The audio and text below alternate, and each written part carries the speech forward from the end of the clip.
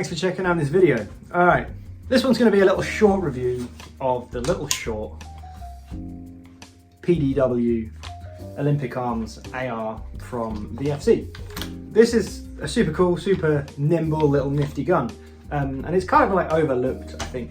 I've not used it an awful lot, to be honest, but I have used it a little bit, and I think it's got some great potential, and I think more people should need to know about it. I've also noticed some stuff with UK retailers, again, that I want to share regarding this gun, which is kind of a little gripe I've got with UK retailers, to be honest, not doing things as well as they could, but we'll get to that. What I want to go over is just its kind of functionality, a bit of feedback on the games I have used it in. I originally got this for my girlfriend. It's kind of like nice and small. I have a setup for it where it's got a load of pink shit all over it, and she likes it. The benefit is if I'm running my XM177 or the Rattler, which I won't, but I'll get to that, we can share mags. So isn't that fun? You know, it's nice to be able to share mags with the people you're playing with. And this was super cheap. And this is where I've got the gripe, okay? This is super cheap. If you order it from Hong Kong or Taiwan, I got it from Action Airsoft, which their website is ProAct Store. And at the time it was about £260, which is dumb. That's dumb cheap. Like with shipping, I think it came to 300. Shipping it came to about 300 quid, maybe 310. And then taxes on top and stuff was another like 60. So 360 quid. And it was quick. Like they don't fanny about. It was actually out of stock, but I had an option to pre-orders. And on ProAct Store, I might make a little video about how to order stuff from Taiwan and Hong Kong. But on ProAct Store, you add it to your basket, you click checkout, and then before you send them any money, they will email you the next day an invoice. And the invoice breaks down what the additional costs are. It's just like shipping, basically. They don't want you to send them any money until they're sure they've got it in stock, they've got it ready to go, and you've got a couple of options as to how quickly or efficiently you want it shipped. There's not that much difference in it usually. I think that's a good way of doing things. It is a bit weird, hit and buy now and then you haven't spent any money. It was definitely like a bit scammy feely at first, the first time I did it with the MP5s, but it worked fine. You know, it was fine, it was a quick turnaround. The guy got back to me the next day, even though it wasn't in stock. He was like, oh no, we do have one in stock. Went from there and had it about a week and a half later. So yeah, you're not gonna get any next day shipping or anything, but it's not that bad. High pressure airsoft. All right, and this isn't a gripe at high pressure airsoft. I know they're not gonna dictate what the price of this should be in the UK, but they're doing it for like 550 quid, which this isn't a 550 quid gun. I'm sorry. It's good, it's great for what it is, but it's not a 550 quid gun. 550 quid will get you an MWS M4 with a Cerakoted receiver and the Marui, you know, reliability, reputation, quality, longevity, whatnot. Like this is an untested system, relatively, in comparison to the Marui, that is. The V3 VFC system's kind of new. It's very, very good so far. You know, it's only about a year and a half old. Let's put the brakes on a bit and look at what this is, okay? Because this is intended to be a cheaper way into getting the V3 internals. So you've got the newer internals, you've got the newer gas punch, you've got the newer like steel parts, stuff like that, but you've still got an aluminium bolt carrier. You don't have an MPAS.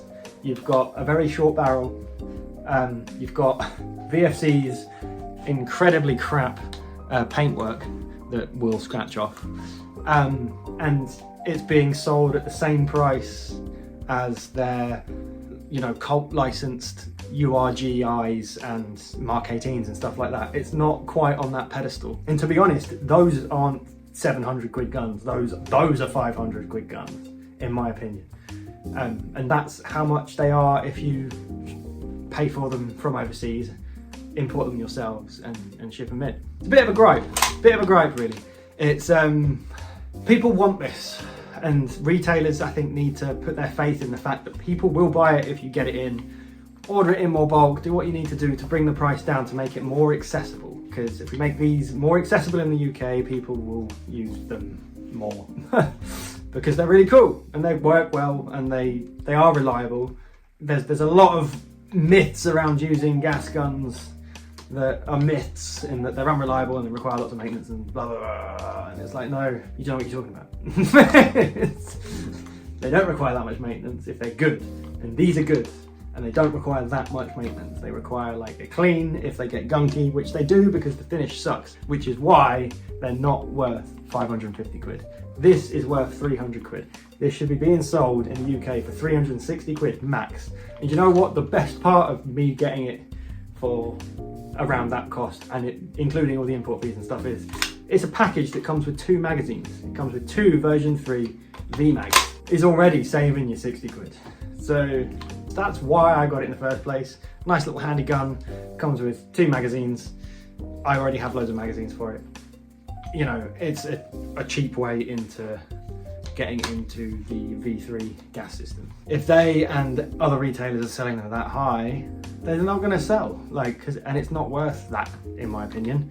There's some nice markings on it. Yeah, some nice Olympic Arms markings on it. No one knows who Olympic Arms are. They're not like Colt or HK. Like, what? And the VFC Colt guns and HK guns and stuff, they aren't like forged receivers. They do have steel barrels, which this doesn't. This doesn't have a steel outer barrel.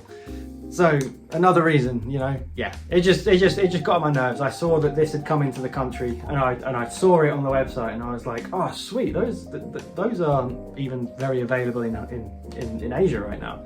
And then I saw the price, and I was like, Jesus, that's like over 200 quid more than what I paid for it. For what? To have it already in the UK? Nah, that's bullshit.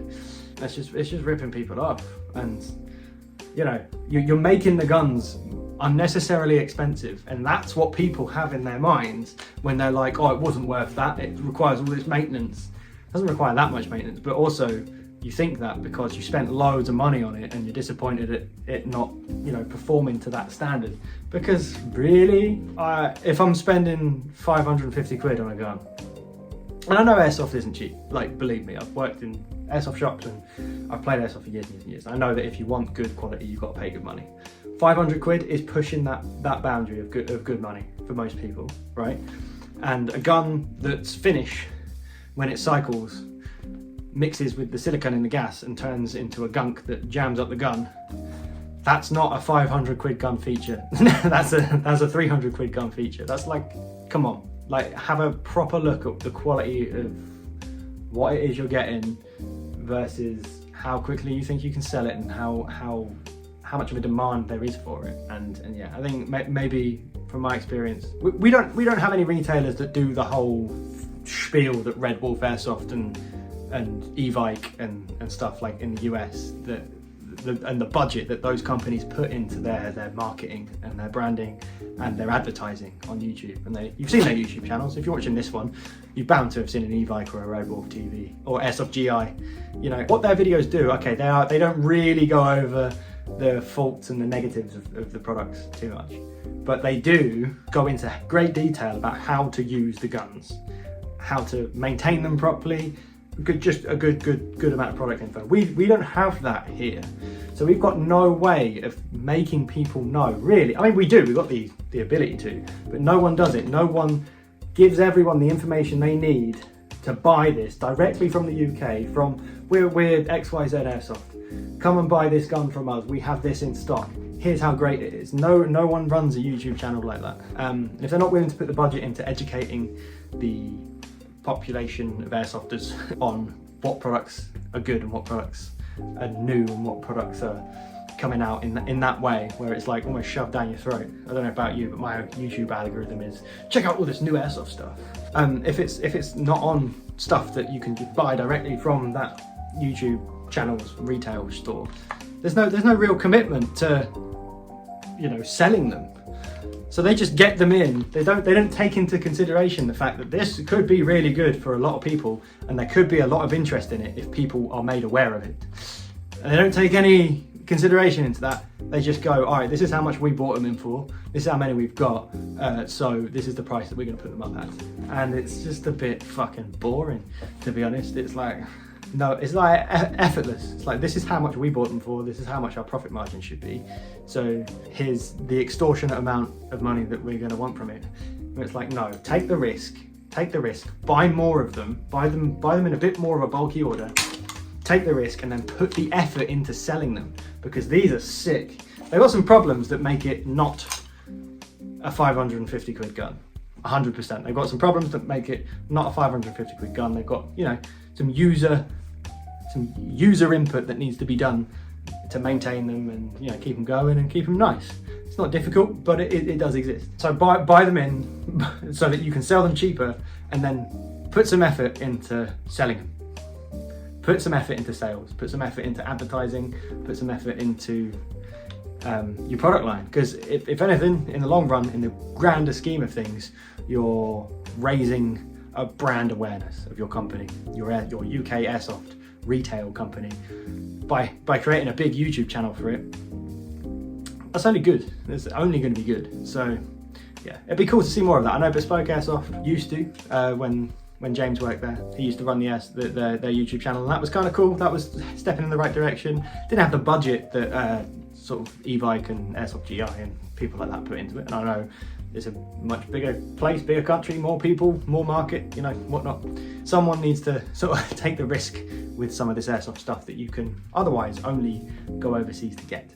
This has just turned into a big rant, but that's what sparked my my want to do another video on this anyway. Seeing that gun this gun come in at that price was just like, what? No one's gonna buy that. And if they do, they're gonna think it's not worth the money they paid for it, which is a massive shame, because these are worth some money and they are good, and this could be a really good gateway gun for people who want to try out a gas system that's reliable, instead of going for the shitty Golden Eagle or S&T ones, and you know, they break or they just don't work very well because they're crap. Like, go for something that is reliable, that's just a cheaper way into it. Then they're gonna buy mags from you, stock the mags. These are like, people pay 60 quid for these, and they are fucking worth it. These mags, gas mags, are worth the money. I know gas mags are expensive, blah blah blah blah blah. If you compare them to what else is going around, the price of these does make sense. They hold a lot of fucking gas. They're really efficient and they're really robust. They're the best gas mags that gas guns could ask for. But so that's where you're going to make your money. Mags, accessories. Eventually, when someone's, you know, got enough mags, they're going to stick to the platform because they've got the mags. Look at me. An airsoft retailer could have made a shitload of money off me last year. If you watch my video, and I'll link it to all the guns I got last year, they were all guns that you cannot get in the UK, that I had to order in from somewhere else. Or if you could get them in the UK, they were being sold at stupid money because UK retailers don't want to put in the effort to sell their products properly. And that's all I can put it down to, really. Everyone that uses any of my guns is like, Jesus, that's fucking sick. And it's because they are. And if they were more available, more of my friends that play would buy them, because they see mine and my mates that do things like this and go, yeah, but you know, they can't find them in the UK. Some people don't want the effort and the ag of, you know, importing it yourself and stuff, and I get that. I do get that, but I don't think you should be capitalising on that quite so much by marking something up by about £200 just for the pleasure of the customer not having to import it themselves. That's my rant on that. Over to the gun itself. Sorry to be so negative. Sometimes I've got to be negative to turn it into a positive. The gun itself is great. I've used it only a handful of times, like 3 or 4 times at games where I've just taken it and, you know, decided to bang it out, because it's really handy to just take as a backup or just as well, especially if I'm already taking a VFC V3 AR and I've got all the magazines. It's easy to just pop this in the bag and go, yeah, I'll use that a little bit as well this time. Yeah, this is actually a really good alternative to the Rattler. Now, the Rattler has a lot of like shortcomings, and it's all things that most of the VFC gas guns have in terms of like problems, really. And again, I'm going to come back to the finish. The finish is just not up to scratch, and I mean that very literally. It scratches very easily. It's this especially the black finish that's on these two. It's this sort of powdered coating that's supposed to be like an anodizing that just rubs off, and that powdery substance, residue that it creates, mixes with the silicone in your gas and any grease that you use to lubricate the gun, and turns into a gunk that just gunks up the internals. Now, when you combine that with this doesn't have a recoil buffer system, obviously. It's like a little Rattler with the foldy stock. This has 2 recoil springs up in the top of the receiver, and they are quite stiff. And when you combine that with it being gunked up by itself, it just turns into like a mess, basically, and stops it from functioning. So I've got a mag here that will dry fire, and it's just not very efficient, and I've had this now for 6 months and I've not been able to reliably use it again. I've taken it to 1 game and it just wouldn't work properly. It would gunk up very quickly, and I do regularly clean this one, but it is such a problem, especially with this, because all the tolerances inside it seem to just be everything's fighting each other. Once you stick a mag in, that mag is pushing up into the bolt carrier, it's pushing up into the recoil assembly, it's pushing up into the receiver. Everything wears down quicker. There's already a substantial amount of wear on the bolt carrier. On the bolt carrier itself, it's not what you expect for the amount that you pay for something like this. I think a bit more should have been done in terms of design, R&D. The finish definitely is then just an extra factor on top that all these parts that are working against each other have to tackle when they come sort of caked in their own finish and their own paint residue that turns into like a gunk with the substance that keeps all of the seals supposed to be, you know, operational and gas tight and stuff. It's just a shame because it looks fucking dope. It looks great, especially with the Artisan SD front end I've got on here. It's sweet, and it should be an unstoppable little platform. It's got, you know, a short recoil, nice snappy trigger response. It's a shame, really. I was really disappointed. I looked forward to getting this for a very long time, to the point where I went the extra mile and had it just all engraved. And then when it arrived, go check out my other video on it, it arrived with a broken barrel, so I had to all immediately upgrade the barrel and the hop chamber, and yeah, all sorts of problems. Won't get too far into that. But just to touch on what I was saying earlier, this was being sold by Bespoke Airsoft for nearly, I think it was without any markings, with the standard hop chamber that will have the same problem. It will snap very easily. The threads that attach from the steel outer barrel onto the hop chamber will snap. And yeah, they're being sold for, it's not a £700 gun. This is not the Toxicant model, it's not the Toxicant MWS model, it's not the Falcon Toys. It's not that, it's not. It's supposed to be cheaper. And I ordered this from Octagon Airsoft, all in, including what I had to then spend on the upgrade part, which they did me a great deal on because they understood that it was a problem with the gun. It was like considerably cheaper than that. It was about £450 all in, shipped to my door. They fudge it so you don't pay any import tax, so that's almost that's at least a 250 quid markup, just because they did all the work for you. It's like, it's wrong. They shouldn't be charging that much for a gun that has the issues that this has. I've since seen the initial reviews of this came out and it was like, oh my god, look at it, it's amazing. And then I got mine and I put up like quite an honest review of it. And then since then I saw loads of other people posting videos and problems and stuff, and you know, helpful videos, how to get around the issues that it has. It's still great, it's still worth it. I've not really found it to be just yet.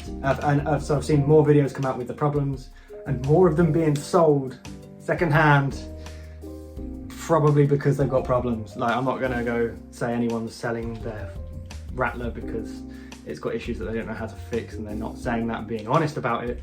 But with the amount that went up for sale and the issues I know I had with mine, I know that Jaeger Precision had issues as well. It's just not a £700 gun, so it shouldn't be being sold for £700. Being sold for £700 because the retailer don't want to import enough to make them cheaper, because they don't think they'll sell, because they don't put enough budget into marketing their products and telling people about products and making people more aware of the options that are out there that they can buy. If these were up for 500 quid, people would snap them up. If there were videos to support them about how great they are. Companies don't seem to, UK companies anyway, don't seem to want to do that. US companies don't get their hands on this stuff as much. It's a bit too realistic, which is a whole other fucking wormhole of stupid shit that they have over there. But yeah, anyway, the Olympic Arms M4, I think, is a great alternative to a SIG Rattler. If you want something that's the same kind of size, same kind of vibe, same kind of usage, little PDW that runs on the VFC V3, like tried, proven, tested V3 system that's great. You want a kind of rattlery vibe without the stress that the Rattler has, because it's a much more, you know, simple system, then get one of these. This is dope. Get it from Product Store, where it's about, I think the last time I checked it was about 280 quid maybe, plus shipping, plus tax, but it will still come in cheaper than if you buy it in the UK. Do that, and this is great. This has all the reliability that I expect out of the VFC V3 AI system that I've had with my XM177. Yeah, I can't fault it at all. It's great.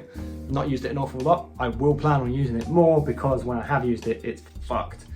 And seriously, the way I've got it set up at the moment, I kind of want a Mark 18 Mod 0, so the long Knights style rail covers are kind of just scratching that itch for me a little bit now. When I run it with a QD suppressor, it's a bit more vibey.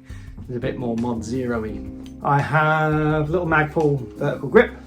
I have a shitty Amazon EOTech that I am actually doing a little experiment with. You can't fucking see shit through it. Look how dark it is. And then when you turn the reticle on, the night vision mode is green, which is so dumb. And then the brightness is just too bright for anywhere. So this thing's like useless. It's okay outside when it's sunny, but when it's dark, you can't see shit through here. It's just too cloudy. It's too darkened. Yeah, it's just stupid. But yeah, it's mostly for show anyway, and I kind of want to do a little experiment with how long it takes for the recoil to break it. So at the moment, it's just, you know, my iron sights line up with it, so just use the iron sights through it. But this isn't the Knights style flip-up sight that came with it. This is more of a Troy style flip-up sight, I think. And then I've got my IMI Defense stock, very nice thick rubber butt pad, QD point for the slings. You know, got lots of positions to choose from depending on my rig, my loadout. About halfway is usually perfect. And then the Magpul K2 and Magpul trigger guard. Yeah, overall makes for a nice tidy little package, I think. And it kind of does what the Rattler does. The only thing you don't get is the foldy stock, but it's not really a big deal. It comes with a plastic Car 15 style stock, which kind of suits the profile of it. What you could do is get like a folding buffer tube, so that it won't fire when it's folded in. You have to unfold it for it to function, obviously, but that, you know, does the job. So yeah, if you're looking for something PDW-y, this is a great choice. Now, what else you can do with it is, once you've got the platform, right, you've got your internals, you've got your VFC V3 platform, they actually, if you can find them in stock, they do upper receiver groups, like complete upper receiver groups. They don't include the bolt or the charging handle, but you'll have like a Mark 12 upper receiver group, there's a Mark 18 one, and there's also an M4 Block 2 with the longer extended Daniel Defense style rail. That's really cool, because they cost about $260, you know, each. So you get your gun for 260 quid, and then you can buy a couple of other upper receiver. You can buy a couple other upper receiver groups to sort of change the style of your gun as and when you feel like it. You can have your long range one, you can have a shorter range one, your PDW, all from the same lower and buffer system, just with an extra complete upper. Parts and stuff are pretty available. I know in the UK from High Pressure Airsoft, you can buy a BCM upper. You can then configure that with whatever kind of barrel length and rail combination that your little heart desires, and create whatever you want, which is really cool. I've seen recently there are a few UK little custom airsoft shop people that are making parts, upgrade parts and and things for the VFC V3 platform, which is really cool. Like you can get a complete maple leaf hop chamber and barrel for about 120 quid, which will significantly improve your gun's sort of accuracy and range. Not that they're bad to begin with, but in the sense of if you're just building a second upper for your gun, doing something like that is probably a good idea. They're in the UK and they're readily available. There's no waiting around times. Same with upgrade barrels and stuff like that. You get like the Z parts steel barrels seem to be quite readily available on places like Fire Support and stuff. So, you can get your short little PVW gun and then you can build another upper for it for less than half that it would cost to buy another different variation, which is kind of cool. Something I want to look into doing. Options are great. So this one's been a bit of a roller coaster. It's turned into more of a rant about how crappy I think airsoft retailers in the UK can be when compared with other countries and how they do things. I do think there's a lot to be learned about how airsoft is advertised to people, how the products are advertised to people, and how retailers should really take responsibility for creating the market for things, or creating accessibility to the market for things that they're buying in and trying to sell, because really like they're the people whose best interest it is. This stuff is it's not a necessity. It's stuff that people like, people will be drawn to. You just have to make them know that what they don't know they want yet is available. And you do that through social media, through YouTube, creating a channel that provides entertainment value and production value that is done properly, that people want to just tune into to see what's going on. Like I do it with Red Wolf Airsoft all the time. If Red Wolf Airsoft were a UK retailer, I'd probably use them because their advertising and their product information videos are fantastic. If the same thing was done by UK retailers, getting stuff like this in and properly demonstrating it to people, they could create their own market for stuff because people will want it. They just don't know that they want it. This is a sick little PDW. It beats the fucking shit out of any like AEG of the same sort of price and size. And there's nothing more you can say for that really. You just need to let people know that they exist. So don't buy in a few and sell them at 600 quid a pop.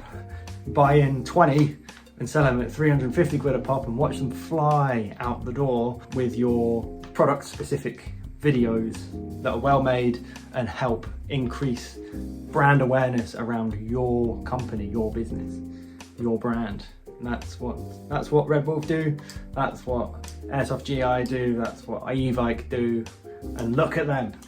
So I hope this hasn't been too ranty. If you've got something to say about anything I've said in this video, these are all my opinions based on my experience. If yours differ, tell me why. I want to know why. Let's have a chat about it in the comment section down below. Yeah, if you've enjoyed this video, like and subscribe for more content like this. Less ranty usually, more product focused. and yeah, let me know what you think. Like and subscribe. Thank you for watching to the end. If you've got to the end, you're the best, and I will see you in the next video. Thanks.